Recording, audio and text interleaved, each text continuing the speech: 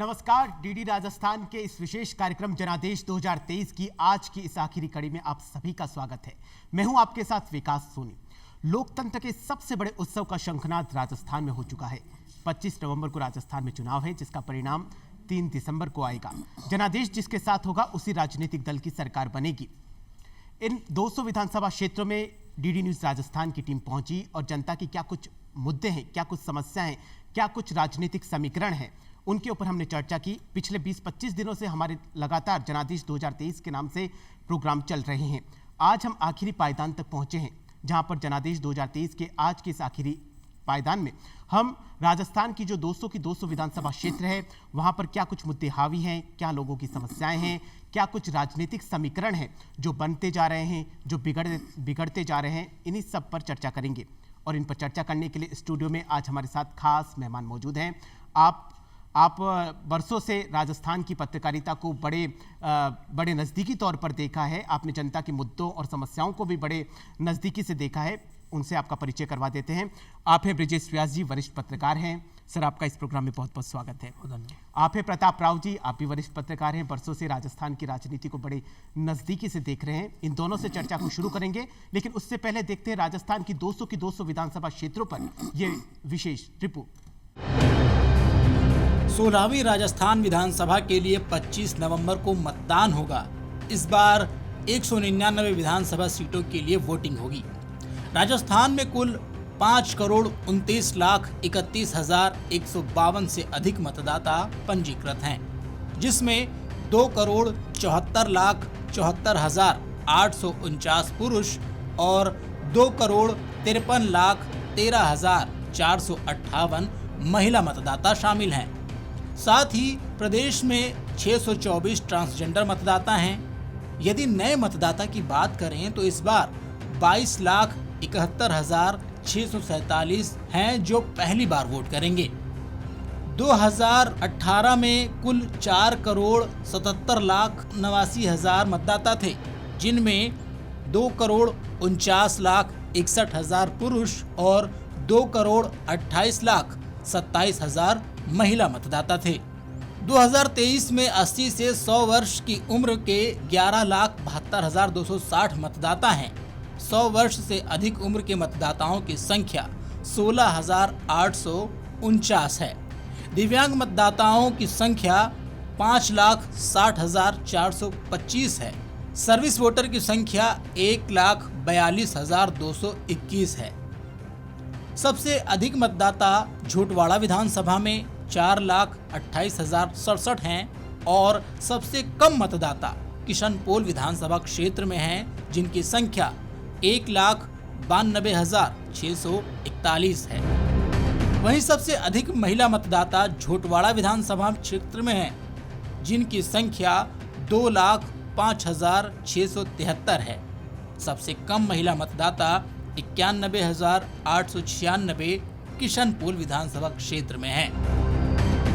15वीं विधानसभा में कांग्रेस के 107, भारतीय जनता पार्टी के 70 विधायक हैं। वहीं कम्युनिस्ट पार्टी के 2, निर्दलीय 13, आरएलडी के 1, आरएलपी के 3 और बीटीपी के 2 विधायक हैं। वर्तमान में 2 सीटें गंगानगर और उदयपुर की रिक्त हैं।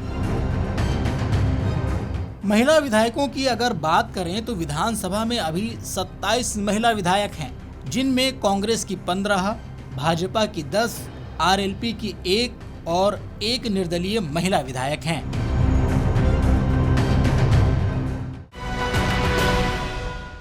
तो चर्चा को शुरू करते हैं।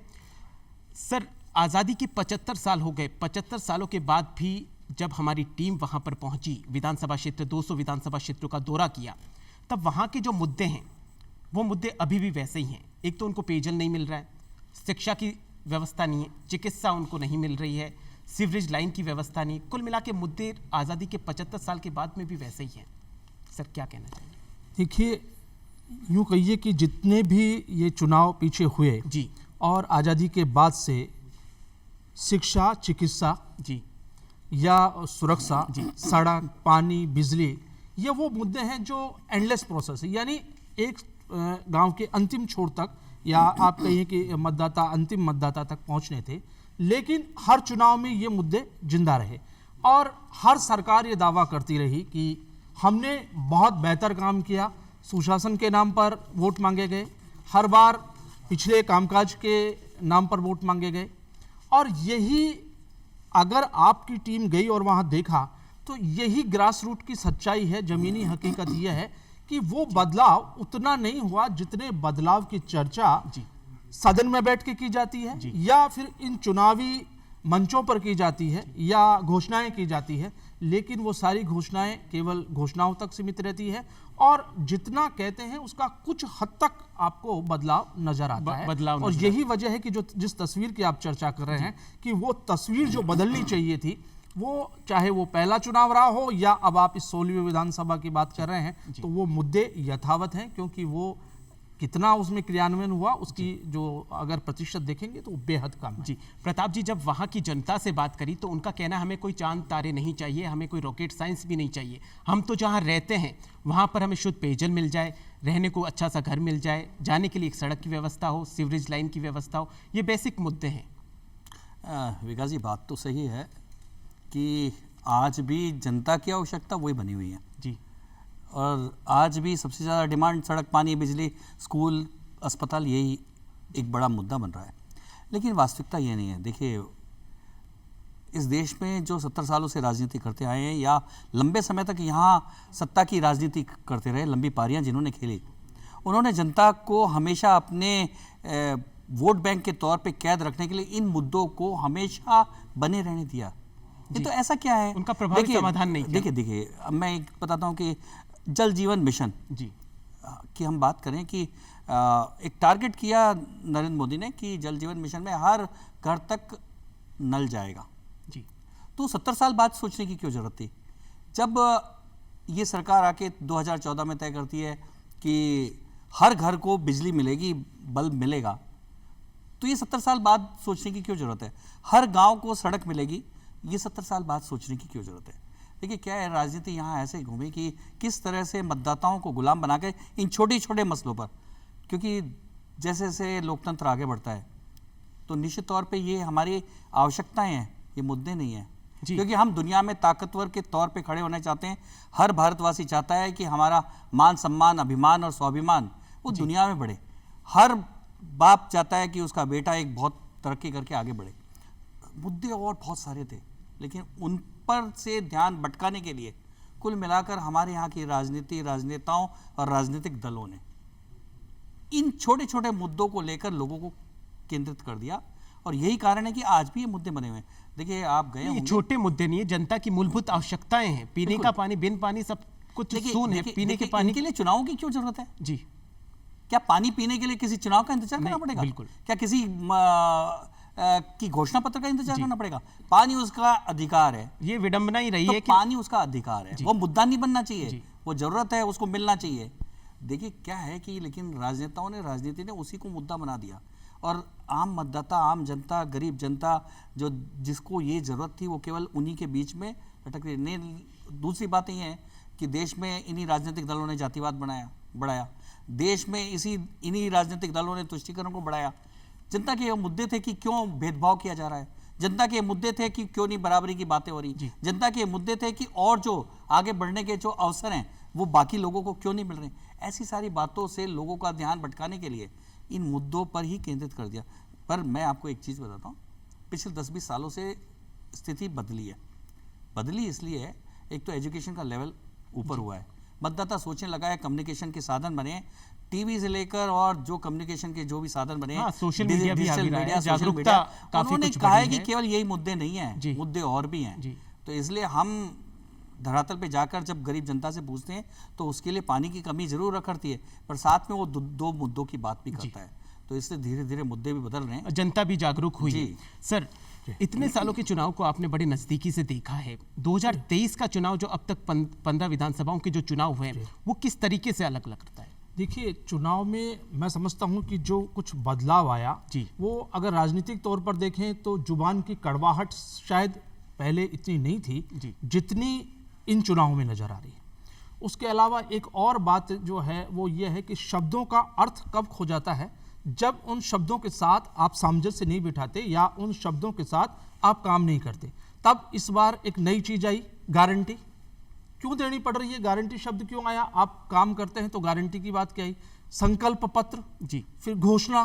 तो पहले घोषणाएं होती थी कि घोषणा पत्र है, घोषणा पत्र से संकल्प पत्र आया, संकल्प पत्र के बाद गारंटी पत्र आ गया, गारंटी कार्ड भी आ ऐसे गए। गारंटी कार्ड भी आ गए। तो ये गरिमा की गिरती हुई गरिमा को दिखा रहे हैं कि आपके शब्दों के अर्थ इस राजनीति के पूरे आंगन में अर्थहीन हो रहे हैं। आप नए शब्दों को गढ़ते हैं, इसलिए गढ़ते हैं क्योंकि आप जो धरातल है उस पर राजनेता काम नहीं कर रहे, और अगर काम नहीं कर रहे हैं तो आपको उस मतदाता को बांधे रखने के लिए, जैसे विज्ञापन में महानींबू आता है और इस तरह से दूसरे शब्द आते हैं, तो शब्दों की जादूगरी करनी पड़ रही है। और करनी में कहीं ना कहीं इस चुनाव में ये आपको नए शब्द सुनने को मिल रहे हैं। तो एक जुबानी कड़वाहट बहुत हो गई। नहीं, पहले केवल मुद्दों की बात होती थी या अपने शासन या उसकी सफलता विफलता की बातें होती थी, लेकिन व्यक्तिगत स्तर पर जाकर जिस तरह से इस चुनाव में हो रहा है वो शायद पहले इतने चुनाव में इस तरह से देखने को नहीं मिला। कथनी और करनी में अंतर नजर आ रहा है। ये गारंटी कार्ड हो, जॉब कार्ड हो, कुछ भी कहना हो, कब पड़ रहा है आपको? जब आप नहीं कर रहे तभी तो कहना पड़ रहा है। नहीं, अगर आप करते तो फिर आपको ये नए शब्द नहीं गढ़ने पड़ते। गारंटी आपको, मुझे लगता है ये शायद विडंबना होनी चाहिए। क्यों गारंटी? एक सरकार गारंटी दे कि हम ये करेंगे, या नेता उस स्तर के नेता ये गारंटी दे, तो गारंटी, घोषणा से गारंटी तक का जो सफर है, मुझे लगता है ये गिरती हुई साख का प्रतीक है। इन शब्दों को गढ़ना, ये मैं इस चुनाव में पहली बार देख रहा हूँ। एक तरफ राज्य में जो मौजूदा सरकार है उनका कहना है हमने बहुत बेहतरीन काम किए हैं, तो हमें किसी प्रचार की जरूरत नहीं, हमारी सत्ता वापस रिपीट होने वाली है। और दूसरी तरफ जो सरकार के लिए कोशिश कर रहे हैं उनका कहना है कि हम इनसे भी अच्छा काम करके दिखाएंगे। तो जो 6 तारीख को नामांकन प्रक्रिया होने वाली थी, तब तक टिकटों का वितरण चल रहा था, तो ये डर किस चीज का था? विकास जी, ये तो चलो पार्टी की अपनी प्रक्रिया है, इस पे हम लोग क्या नहीं, पहले काफी वादे किए गए कि हम 1 महीने पहले उम्मीदवारों की घोषणा करेंगे, नहीं, तो देखिए, एकदम अंतिम दिन तक आप टिकटों का ही घोषणा नहीं कर पा रहे हैं। इसमें पार्टियों की अपनी अपनी व्यवस्था है। पर मैं, जो ब्रजेश जी ने भी कहा गारंटी वाली बात, नहीं, वो काम की गारंटी को ही मैं पूछ रहा हूँ कि अगर काम की गारंटी इतनी है तो फिर असमंजस की स्थिति क्यों है? मैं गारंटी की बात पे आना चाहता हूँ कि हम कहीं सामान लेने जाते हैं तो गारंटी मिलती है। जी, गारंटी किस बात की मिलती है? मैन्युफैक्चरिंग की गारंटी मिलती है कि मैन्युफैक्चरिंग डिफेक्ट नहीं होना चाहिए, बाकी चीज़ों की गारंटी नहीं मिलती। अब ये क्या कह रहे हैं कि गारंटी हम आपको खाना देंगे, जी, आप घर बैठे रहिए, खाना देंगे, आपको मोबाइल देंगे, घर बैठे रहिए, कोई खर्च करने की ज़रूरत नहीं है, आप कुछ मत कमाइए, मोबाइल देंगे, आपको स्कूटी दे देंगे, आप कुछ मत कीजिए। जो कि जीवन में सेकेंडरी चीज़ें, जो इनिशियल चीज़ें क्या है, किस बात की गारंटी चाहिए इस राजस्थान की जनता को? राजस्थान की जनता को चाहिए कि उनकी महिलाएं सुरक्षित हैं। जी, क्या कोई ये गहलोत गवर्नमेंट या कांग्रेस अपनी गारंटी में कोई ये कह सकती है कि हम गारंटी देते हैं कि हमारा राज आएगा आपकी बार तो एक भी बलात्कार नहीं होगा? ये राष्ट्रीय कहीं चल रहा था। क्या वो कह सकती है कि एक भी महिलाओं के खिलाफ अपराध नहीं होगा? क्या वो गारंटी दे सकती है? क्या वो ये कह सकती है कि तुष्टीकरण की एक भी घटना ही नहीं होगी? क्या वो ये कह सकती है कि एक भी पेपर लीक नहीं होगा? गारंटी तो उस बात की चाहिए। जनता उन बातों की गारंटी मांग रही है। जनता को नहीं चाहिए, जनता अपने आप खरीद लेगी राशन, जनता अपने आप मोबाइल खरीद लेगी। क्या वो, उन्होंने मोबाइल नहीं दिया था तब मोबाइल नहीं थे लोगों के पास, और बिना मोबाइल के क्या जिंदगी नहीं चलती? लेकिन सुरक्षा चाहिए। जब घर से बहन, बेटी, बहू घर से निकलती है तो जो चिंता होती है वो चिंता कैसे दूर हो, तो उसके लिए गारंटी चाहिए। एनसीआरबी के आंकड़े भी राजस्थान के लिहाज से ज्यादा कुछ सही नहीं है, राजस्थान टॉप पे चल रहा है अपराधों के मामले में। बिल्कुल, देखिए मैं बताऊं, आप मुद्दे यही है। आप जो पानी, बिजली, नल और सड़क की बात कह रहे थे जी, क्योंकि मैं भी पूरे राजस्थान में घूम के आया, बातचीत की लोगों से सारी, तो मुद्दे क्या है कि लोग कहते हैं कि नहीं इस बार जो है डर लगता है। देखिए हम भी अब घरों में रहते हैं, हमको पता है कि हम लोग भी महिलाओं की सुरक्षा को लेके थोड़े से कुछ ज़्यादा अवेयर हुए हैं। जी, हम भी ये सोचने लगे कि इधर मत जाना, उधर मत जाना, इतने बजे आ जाना, और क्या है फ़ोन मोबाइल पे बताना कहाँ जाना, इस तरह की सूचनाएं हम करने लगे हैं। तो ये क्यों? क्योंकि हालात जो कानून व्यवस्था की वो बिगड़ी हुई है, असुरक्षा है हमारे अंदर, असुरक्षा है। तो जो भी नई सरकार आ रही है उससे गारंटी चाहिए इस प्रदेश के लोगों को, यहाँ की महिलाओं को, यहाँ की बेटियों को, यहाँ के आम लोगों को, यहाँ के नागरिकों को, कि महिलाओं की सुरक्षा होगी, अपराधों की घटनाएं कम होगी, उन पर नियंत्रण होगा, अपराधी सलाखों के पीछे होगा, उस पर कार्रवाई होगी, राजनीतिक हस्तक्षेप नहीं होगा, पुलिस का जो मनोबल है बड़ा रहेगा, उसमें राजनीतिक उठापटक नहीं होगी, अच्छे पुलिस अफसरों को आगे बढ़ाकर जिम्मा दिया जाएगा, उसमें राजनीतिक जो घालमेल नहीं होगा, ये सारी बातों की गारंटी चाहिए। और जनता चाहती है ऐसी सरकार आए जो उन्हें सुरक्षा की गारंटी दे। जी, कुल मिलाकर सब कुछ कानून व्यवस्था भी सुदृढ़ हो। सर, आज़ादी के 75 साल हो गए, लेकिन राजस्थान के कई ऐसे जिले जैसे बांसवाड़ा है, सिरोही है, टोंक है, वहाँ पे कनेक्टिविटी नहीं है। बरसों से वहाँ की जनता इंतजार कर रही है कि रेल की कनेक्टिविटी, हमारे से जुड़े रेल लाइन वहाँ पे बिछाई जाए।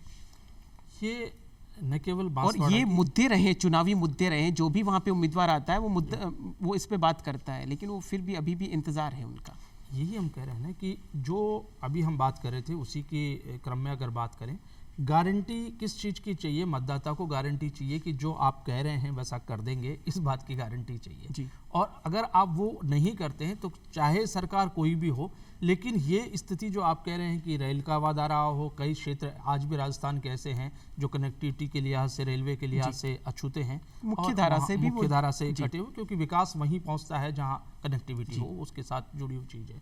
तो अगर हम ये कहें कि रेल नहीं पहुंची तो वो भी मुद्दे हैं इस चुनाव के अंदर, अगर कोई सड़क का है तो वो भी मुद्दा है, लेकिन ये सारी बातें चली जाती है, चुनाव का वक्त है, इसलिए मतदाता के सामने वो आप वादे करते हैं, मतदाता भी सवाल जवाब करता है आपसे कि इन मुद्दों पे महाराज आप बताइए कि आप क्या करने वाले हैं, और जब पूछते हैं तो उस समय फिर वादे हो जाते हैं नए कि इस बार होगा। और यही वजह है कि चाहे रेल हो, चाहे सड़क हो, या फिर वो पानी हो या बिजली हो, या अभी प्रताप जी ने कहा सुरक्षा की बात हो या रोजगार की बात हो, ये सारी चीज़ों पर ये सब चीज़ें लटका करके उसी तरह रखी जाती है कि एक जलेबी लटकी हुई है ताकि आप आगे बढ़ते रहें और वो समय निकलता है चले। रेल लाइन का जिक्र ही हुआ है, बीकानेर में बरसों से मांग चल रही है, जो रेल लाइन है बाजार के बीच में से होकर गुजर रही है।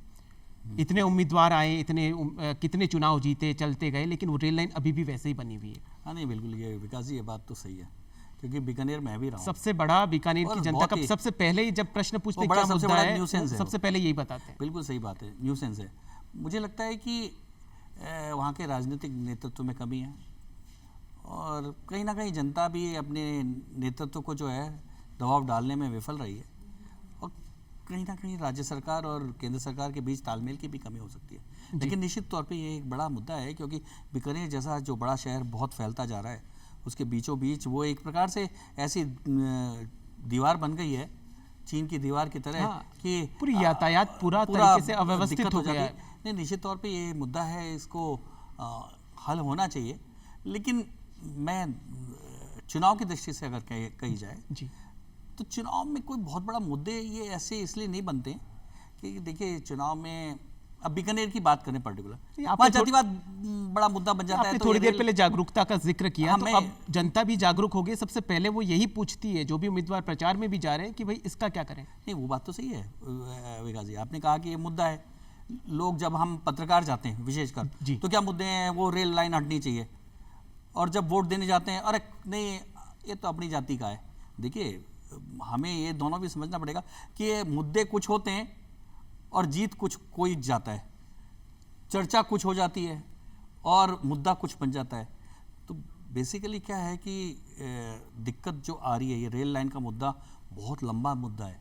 वो इसलिए नहीं हो रहा क्योंकि बीकानेर में हमेशा चुनाव जो है जातिवाद की लाइन पे जो होता आ रहा है, उसके कारण नेतृत्व निश्चित तौर पे इतना दबाव में नहीं रहता। ठीक है, यदि रेल लाइन के मुद्दे को बनाकर अगर चुनाव में हार जीत होनी तय हो जाए, मुझे लगता है कि एक साल में ये रेल लाइन बाहर चली जाए। लेकिन अब परिदृश्य कुछ बदला है, तो हो सकता है ऐसा कुछ दिखाई दे।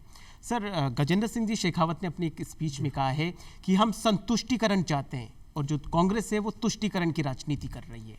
देखिए, मैं बताऊं आपको कि संतुष्टिकरण बनाम तुष्टिकरण, वो तो खैर उनका बोलना है। बीइंग ए जर्नलिस्ट मैं इस पे इतना कह सकता हूं कि चुनाव दो ही बातों पे पक्ष और विपक्ष में लड़े जा रहे हैं, और वो ये है कि एक है सुशासन के नाम पे लड़ेगा, गुड गवर्नेंस जिसे बोलते हैं, और बताएंगे कि हमारी सफलता है, और जो लोग नहीं है सत्ता में या जो पार्टी सत्ता में नहीं है, वो उसको असफल शासन बता करके और उसके ऊपर बात करेंगे। तो इससे पहले मैंने आपको बात की कि इस समय जो बात चली वो बहुत कुछ कड़वाहट तक पहुंच गई है जी। और रही बात संतुष्टिकरण और तुष्टिकरण, ये बहुत पहले से मुद्दे चल रहे हैं, लेकिन ये मुद्दे नहीं होने चाहिए, वो मुद्दे हैं इस चुनाव में। और चुनाव के बाद ये बातें लगातार फिर ये प्रोसेस चलना चाहिए। लेकिन आप देखेंगे कि जैसे ही आपके ये वोट हो जाएंगे सब भूल उसके जाएंगे बाद उन में चीज़ों ना तो कोई संतुष्टिकरण की बात करेगा और ना ही कोई तुष्टिकरण की बात करेगा। सब तुष्टिकरण संतुष्टिकरण ये सारे वो आभासीय बातें हैं जो सिर्फ चुनाव के समय आपको दिखाई देगी, उसके बाद ये शब्द भी आपको सुनाई नहीं और जिन देंगे। मुद्दों पे चुनाव लड़ा जिन जाना चाहिए मुद्दों पे लड़ा जाना चाहिए वो जन कल्याणकारी मुद्दे होने चाहिए। जनता को क्या मिला, अगर मैं वोटर हूं और मैं सरकार चुनने जा रहा हूं तो मुझे मेरा सर्वांगीण विकास और मेरी पीढ़ियों का सर्वांगीण विकास ये मेरा मुद्दा है। मेरा और नेता का क्या कंसर्न है, मेरा और मेरे विधायक का कंसर्न क्या है। आप मेरे को, मैं आपको चुन रहा हूं सरकार, और आप मेरा सर्वांगीण विकास, मेरा और मेरे परिवार का सर्वांगीण विकास की आप गारंटी दें। ये मेरे और उनके बीच का कंसर्न है। अब इसमें ये जो बातें आती है, ये बातें तात्कालिक चीजें आएगी। जैसे कुछ सब्जियों के भाव तात्कालिक हो सकते हैं, संतुष्टिकरण तुष्टिकरण के मुद्दे एक समय विशेष के साथ बदलते रहेंगे, कोई ज्यादा। लेकिन मैं समझता हूं कि वो मुद्दे जो दीर्घकालिक है और जो नई परिभाषा विकास की लिखेंगे, उन मुद्दों को चुनाव में दरकिनार कर दिया जाता है या कोशिश की जाती है कि उन मुद्दों को हाशिए पर डालकर नए मुद्दे गढ़ दिए जाएं और वो चुनाव के बाद उन्हें भुला दिया जाए। और पुराने मुद्दों का ये क्रम चलता जिसमें रहेगा। आपने जातिवाद का जिक्र किया, जिसमें कौमवाद का किया, जिसमें धार्मिक सहिष्णुता की बातें आएगी, एक तरफ धार्मिक सहिष्णुता आएगी, जोड़ने की बात आएगी, एक तरफ तोड़ने की बात आएगी। ये सब वो हैं जो राजनीतिक मुद्दे हो सकते हैं। आम मतदाता को शायद इन मुद्दों से कोई मतलब नहीं। मैं एक पत्रकार के नाते, एक आम आदमी इस चुनाव में बेचारगी के साथ बैठा खेल देखता है और नेता उस मैदान में फुटबॉल बना के उसी मतदाता को इस छोर से उस छोर धकेलते रहते हैं और वो पेंडुलम की तरह झूलता है। ये सबसे बड़ी विडंबना है जो इस चुनाव में भी दिखाई दी। प्रताप जी, एक तरफ महिला सशक्तिकरण की बात जोरों शोरों से हो रही है, लेकिन राजस्थान के चुनाव पर नजर डाली जाए तो दोनों ही बड़ी पार्टियां या कोई और भी पार्टी है, उन्होंने 10% से ज्यादा महिलाओं को उम्मीदवार नहीं बनाया है। मैं महिलाओं पे बोलूँगा जी। मैं तुष्टिकरण संतुष्टिकरण पे इसलिए कि दो शब्द है ये। तुष्टिकरण क्या है, हम समझना चाहिए कि गैर वाजिब मांग, वोट बैंक को बनाए रखने की कोशिश, और उसके कारण हम उनकी गलत मांगों के आगे भी झुकें, उन मांगों को पूरा करें। जैसे देश का बंटवारा हुआ, वो तुष्टिकरण था।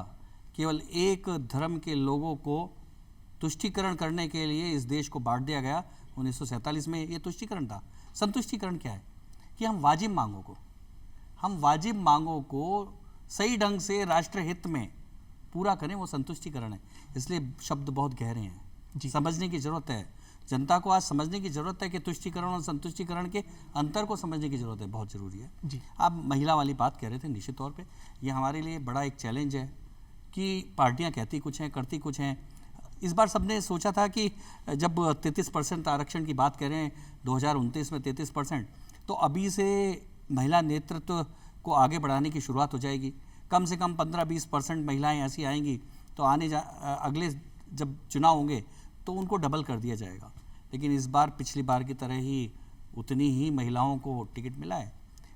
उसके दो कारण मेरे को लगते हैं, क्योंकि बहुत निकट से मैं कई सालों से, दशकों से देखता आ रहा हूँ चुनाव की प्रक्रिया को। निश्चित तौर पे चुनाव जो लड़ा जाता है वो चुनाव जीतने के लिए लड़ा जाता है। जब सर्वे होते हैं, जब गहराई में जाते हैं, जब पार्टियां नीचे जाती हैं कि कौन जीतने वाले कैंडिडेट हैं, तो वो सब भूल जाते हैं कि हमने कहा था कि महिलाओं को आगे बढ़ाया जाएगा।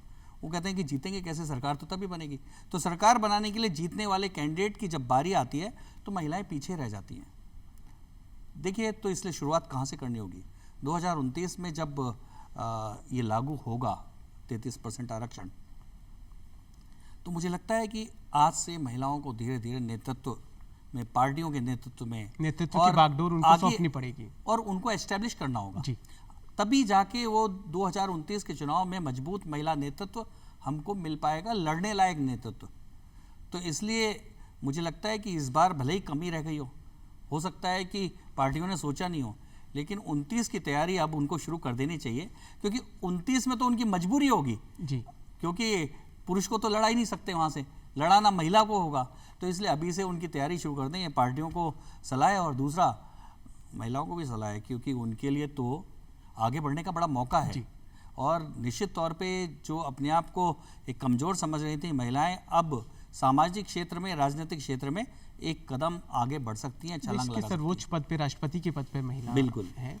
सर, प्रधानमंत्री मोदी जी ने अपने एक जनसभा को संबोधित करते हुए बोला था कि राजस्थान में जो कांग्रेसी है वो एक दूसरे को रन आउट करने में लगे हुए हैं, जनता की तरफ उनका ध्यान नहीं है, वो खुद की कुर्सी को बचाने में लगे हुए हैं। देखिए कि 5 साल उन्होंने पूरा का पूरा वक्त खुद की कुर्सी को बचाने में किया, जनता की तरफ सिर्फ और सिर्फ एक दिखावटी वादे किए हैं, कुछ एक गारंटियां दिखाई हैं जो धरातल पे कुछ भी नहीं है। देखिए, जिसके पीड़ा जिसके साथ होगी वही उस दर्द को पीड़ा वही समझेगा जिसके पैर में बीवाई फटेगी। तो अभी मोदी जी के यहाँ ऐसी बीवाई फटी नहीं है, उनके यहाँ अभी इस तरह की ज़रूरत नहीं, क्योंकि उनकी जो मेजोरिटी है वो पूरी तरह है वहाँ। कांग्रेस में जो हुआ पिछले 5 सालों में पूरे राजस्थान में 5 साल में, वही मैं कह रहा हूँ कि वहाँ उनके यहाँ ज़रूरत इस बात की रही कि जिस तरह का परिदृश्य हमने देखा कांग्रेस की सरकार में कि एक को मनाओ तो दूजा रूठ जाता है, संख्या बल के हिसाब से जो कुछ रहा, तो उसको लेकर के उनका क्या सारा परिदृश्य रहा। सारी राजस्थान ने देखा कि किस तरह से विधायक बाहर गए, किस तरह विधायकों को मनाया, किस तरह बसों में बैठ के विधायकों को एक जगह से दूसरी जगह बिठा के ले जाया गया। तो ये चीज़ मोदी जी कह रहे हैं, तो ये उनकी पार्टी का मामला है, वो क्या करते हैं क्या रहा, लेकिन उनका जनता को भी तो जनता को सफर करना पड़ा, या जनता के मुद्दे या जनता की बात पीछे रह गई, जनता के हित पीछे रह गए, और उन्होंने उस परिदृश्य में उसको कहा। तो चुनावी माहौल है, चुनावी माहौल में निश्चित तौर पर जब आप आते मुझे हैं लगता है कि मोदी जी कम कह गए। देखिए, वो रन आउट की बात नहीं है जी, यहाँ तो दोनों एक दूसरे को टीम से आउट करने में लगे हुए थे। अच्छा, टीम से आउट, ये तो रन आउट की बात नहीं है, वो खेलने ही नहीं देना चाहते थे। अशोक गहलोत जी उनको बाहर करने में लगे थे, सचिन पायलट, अशोक गहलोत। देखिए, राजनीति है, राजनीति तो इसलिए रन आउट नहीं, ये तो टीम से आउट करने में। कुर्सी बचाना पहली चीज तो प्राथमिकता होती, कुर्सी कैसे बचे। कुर्सी थी और दोनों तरफ उसके जो खेल होता है कुर्सी का, जिसके कौन उसको पकड़ेगा, वो चलता रहा। तो उस और इशारा उनका था कि किस तरह से राजस्थान के अंदर ये पूरा समय जो है, समय निकल गया नेतृत्व परिवर्तन और नेतृत्व को लेकर। पूरे घटनाक्रम में जनता के मुद्दे तो आउट हो गए, हाँ, जनता को तो कुछ नहीं मिला। चीज वहां इंडिकेट करना चाह रहे हैं। 5 साल पूरा यही चला, 5 साल केवल यही चला कि अब गारंटी, अब इसलिए जनता कह रही है कि गारंटी ये दे दो कि तुम 5 साल लड़ोगे नहीं, तुम 5 साल एकदम ये होटलों में जाके बैठोगे नहीं, तुम 5 साल सीएम हाउस में कैद रहोगे नहीं और हमारे काम करोगे। तो इस गारंटी देने को आज भी कांग्रेस तैयार नहीं है, इससे जनता को उनकी गारंटी पे कोई भरोसा नहीं है। दूसरा सबसे बड़ा एक मुद्दा और नजर आया जब जनता से बात करी, पेट्रोल और डीजल पर वेट बहुत ज्यादा है। इसको लेकर गंगानगर हनुमानगढ़ में तो कालाबाजारी बहुत चरम पर है। गंगानगर हनुमानगढ़ का जो एरिया है वो पंजाब और हरियाणा में जाता है पेट्रोल डीजल भरवाने के लिए, और वहाँ से कुछ लेके भी आता है। वहाँ की जनता में कुछ ऐसे लोग हैं जो कालाबाजारी कर रहे हैं। विकास जी, आप दिल्ली से आते हैं? जी, दिल्ली से आते हैं तो देखते हैं हरियाणा के जैसे ही बॉर्डर आता है, जहाँ राजस्थान की सीमा, वो एक साथ बहुत सारे पेट्रोल पंप हैं जी। तो जैसे ही राजस्थान में घुसते हैं उसके पहले पेट्रोल भरा लेते हैं, सीएनजी भरवा लेते हैं जी, और कहते हैं अब राजस्थान चलेंगे।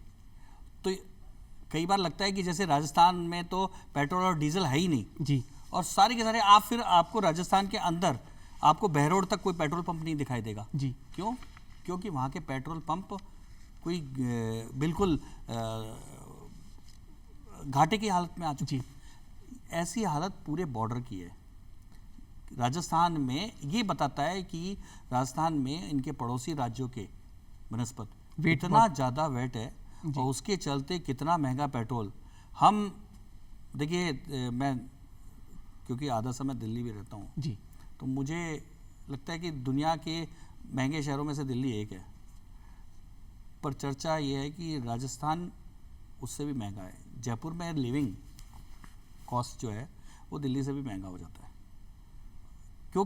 कारण क्या है कि यहाँ की टैक्सेस इतने ज़्यादा हैं। केंद्रीय मंत्री हरदीप सिंह जी पुरी जब अभी जयपुर आए थे 2-3 दिन पहले, उन्होंने भी कहा कि अदर राज्यों से हमारे 15% जीएसटी वगैरह, वो जो सेल टैक्स वगैरह वो बहुत ज़्यादा है, कि टैक्स में भी राजस्थान की जो सरकार है उस रियायत नहीं दे रही है। पेट्रोल डीजल वेट तो है ही है, इसके अलावा जो अदर टैक्सेज है उसमें भी इसलिए केवल जीएसटी और इनके भरोसे ये चला रहे हैं। और इसलिए राजस्थान सरकार का आपको पता है ना कितना इस बार जो इन्होंने लोन लिया है, 3 लाख करोड़ बढ़ गया है, 6 लाख करोड़ हो चुका है। हाँ, तो 6 लाख करोड़ का लोन है राजस्थान पे। अब आप देखिए कि कितनी तेजी से लोन लिए जा रहे हैं और कह रहे हैं कि हम मुफ्त बांट रहे हैं। अब मुफ्त बांट रहे हैं, हमें पता है, हम सबको पता है कि ये जनता का ही पैसा है जो आप और मैं तो मुफ्त खा के अपनी ज़िंदगी गुजार लेंगे, लेकिन अपने बच्चे आने वाले दिनों में जब चुकाते जो है ना, अपना घर बार सब भूल जाएंगे, उनको बेचने पड़ जाएंगे। कर्जदार ऐसी हो स्थिति रहे हैं। राजस्थान की कर दी है। जी। तो देखिए ये एक बहुत बड़ा चैलेंज है हमारे लिए कि हमें ऐसी सरकार नहीं चाहिए, हमें नहीं चाहिए कोई मुफ्त में कुछ नहीं चाहिए। राजस्थान का आदमी, राजस्थान का व्यक्ति स्वाभिमानी है, परिश्रमी है।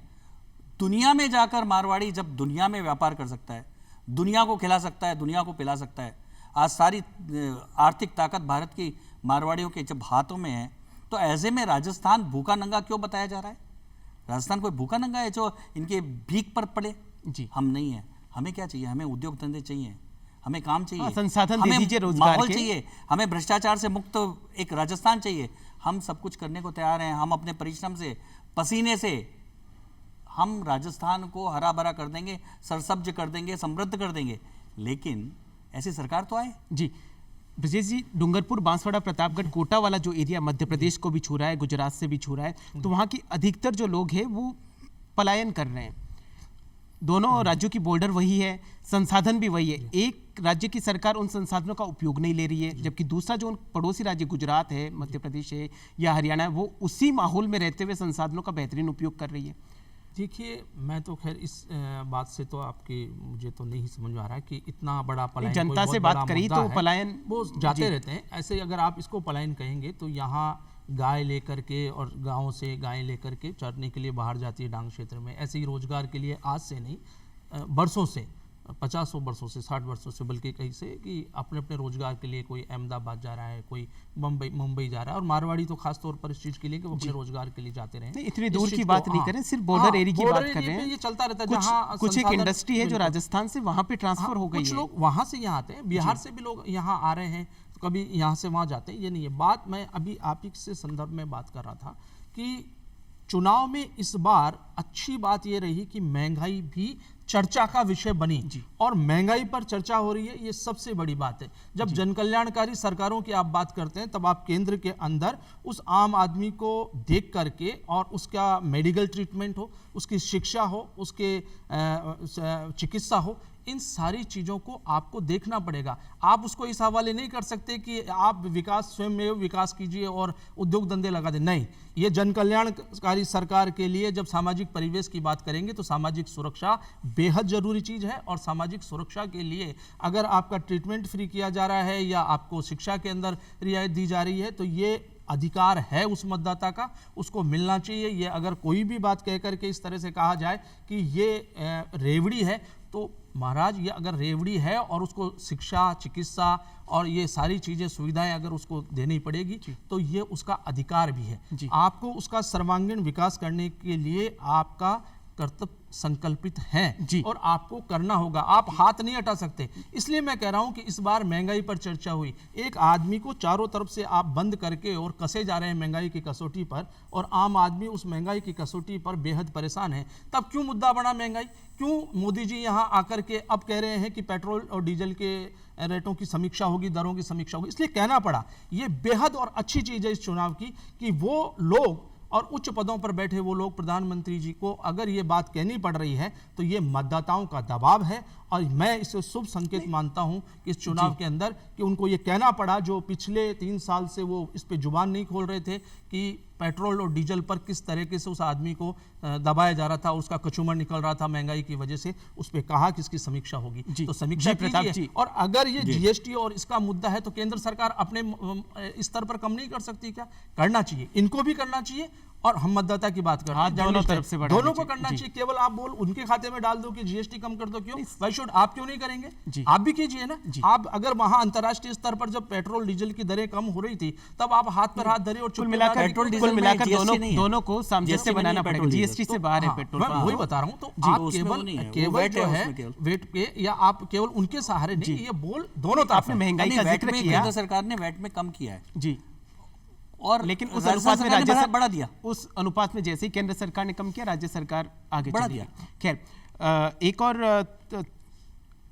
एक और प्रियंका गांधी जब आई तो उन्होंने भी काफ़ी आरोप लगाए। मल्लिकार्जुन खड़गे ने भी आरोप लगाए कि भाजपा के पास में कोई विजन नहीं है, भाजपा बिखरी हुई पार्टी है। ये आरोप प्रत्यारोप के दौर में चल रहे हैं, तो क्या आपको ये लगता है कि जो आरोप प्रत्यारोप है, तो जनता इनको बहुत अच्छे सिरे से मानेगी और ये जो वोट करने जाएगी, तो इसमें ये जो आरोप प्रत्यारोप का जो दौर है, उनको भी समझ के वोट करेगी?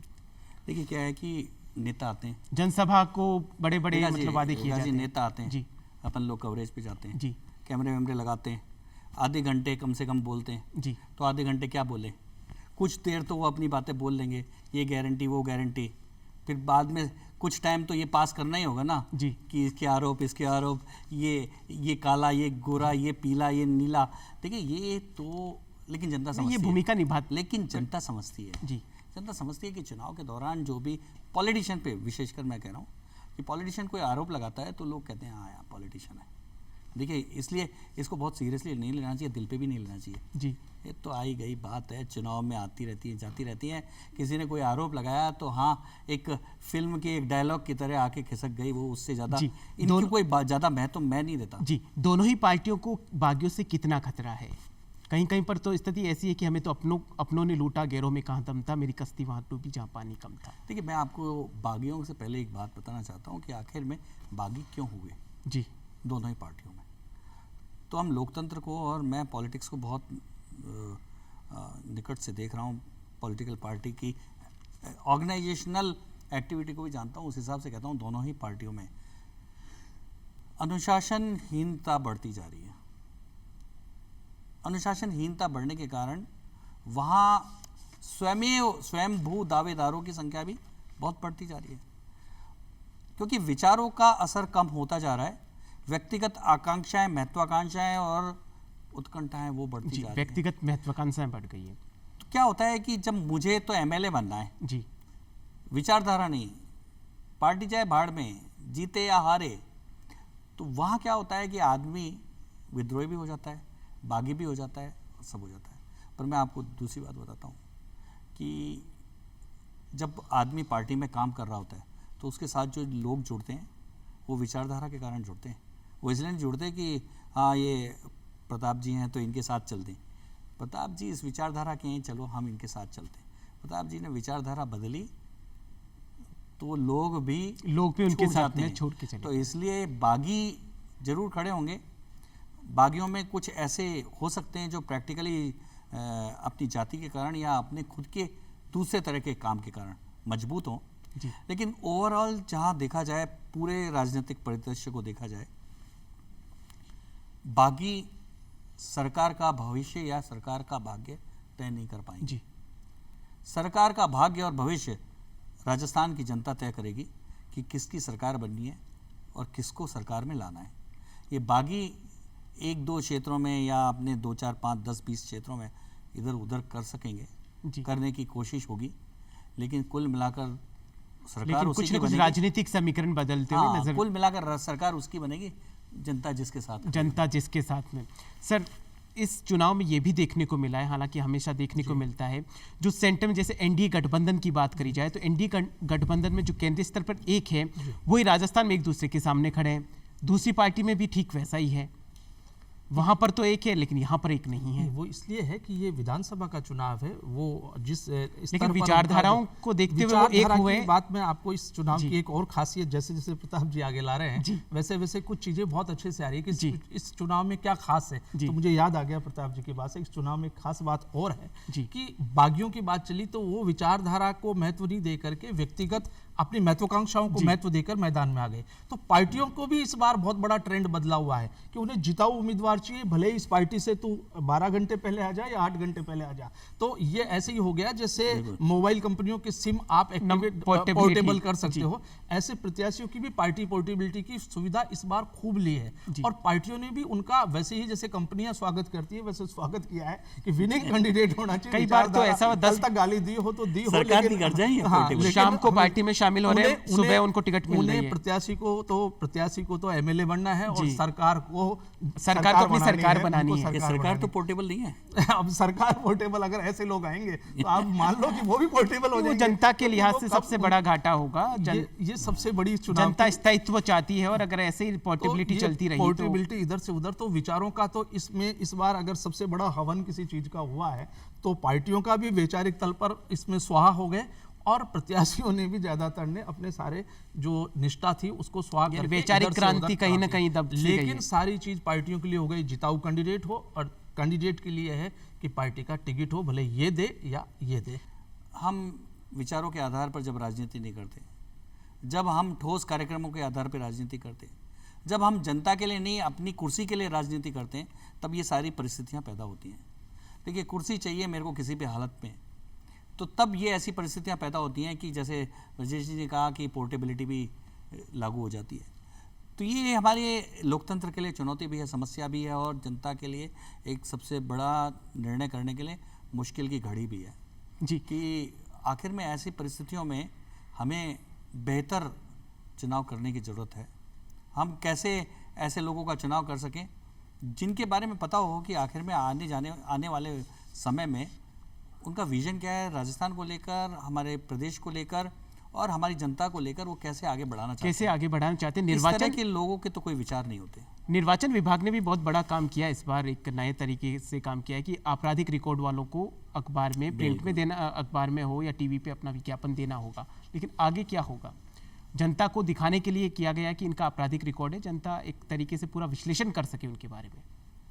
हम ये बिल्कुल सही है। देखिए, अपराध दो तरह के हैं, और एक राजनीतिक अपराध है और एक निश्चित तौर पे तो सारे अपराध तो अपराध की श्रेणी में आते हैं, लेकिन ये निश्चित तौर पे जनता को, और मुझे तो लगता है कि इस बार इन्होंने 3 अखबारों के कही तो सब जितने भी प्रत्याशी हैं उन्होंने पता नहीं कहाँ किस कोने में किस अखबार में जो अनजान से अखबार में छपा के वो प्रस्तुत तो कर दिया, कहीं ना कहीं खुद कुछ फिर भी। लेकिन ये निश्चित तौर पे इसकी सारी व्यवस्था चुनाव आयोग को करनी चाहिए कि ये एक बड़े अखबारों में एक कॉलम उसका होना चाहिए जी, जहां चुनाव आयोग को छपवाना चाहिए कि इनके ये क्राइम रिकॉर्ड्स हैं, ताकि जनता के सामने, जनता के- स्पष्टता के सामने उनका। हाँ बिल्कुल, थोड़ा सा चुनाव आयोग को और बढ़ना चाहिए। जी। और चुनाव आयोग को जब घोषणा करती है कि ये प्रत्याशी है तो उसके साथ उसका रिकॉर्ड भी प्रस्तुत कुल कर मिलाकर जनता को तय करना है क्या कुछ मुद्दे हैं, क्या कुछ समस्याएं, क्या कुछ उनके उम्मीदवार की नैतिक छवि है, पूरा बैकग्राउंड को देखकर उनको 25 नवंबर को मतदान करना है। सर, हमारे दर्शकों से आप क्या कुछ अपील करना चाहेंगे 25 नवंबर को? दर्शकों से यही कहना चाहेंगे, आपके पास एक सुनहरा मौका है जब आप अपने बच्चों का भविष्य चुनते हैं। ये चुनाव है आपके बच्चों के भविष्य का, आपकी आने वाली पीढ़ियों के भविष्य का। इसलिए निर्भय होकर, निष्पक्ष होकर आप विकास के लिए, राष्ट्र के लिए वोट करें, अवश्य करें, और वोट करवाएं आपके आसपास। जी प्रताप सर। मेरा तो कहना है कि 5 साल का अनुभव, उससे जनता ने बहुत सीखा होगा, मतदाता ने बहुत सीखा होगा, उसे अच्छा और बुरा, सच्चा और झूठा सब पता लग गया होगा। अब उसे निर्णय करना है कि उसे सच्चा चाहिए और काम करने वाला चाहिए, और ऐसा चाहिए जो जनहित में काम कर सके, जो वादा किया वो निभा सके। तो मतदान ऐसे कीजिए कि अच्छी सरकार बने, सच्ची सरकार बने। जी बिल्कुल, हम भी आपसे यही अपील करते हैं कि मतदान आपको इस तरीके से करना चाहिए, एक अच्छी सरकार बने, एक अच्छी और मजबूत सरकार बने जो आपके मुद्दों और समस्याओं पर गौर करें। आपके मुद्दे और जो समस्याएं हैं उनके समाधान के ऊपर जो ताला लगा हुआ है उसकी चाबी सिर्फ और सिर्फ आप ही के पास में है। 25 नवंबर को आप मतदान करने के लिए ज़रूर जाइए। सर ब्रजेश जी, आज आप इस प्रोग्राम में पधारे, बहुत बहुत धन्यवाद। प्रताप सर, आप भी इस प्रोग्राम में पधारे, बहुत बहुत धन्यवाद। आज के प्रोग्राम का जनादेश 2023 के आज की इस आखिरी कड़ी का हम यहीं पर समापन करते हैं। आप देखते रहिए DD राजस्थान। नमस्कार।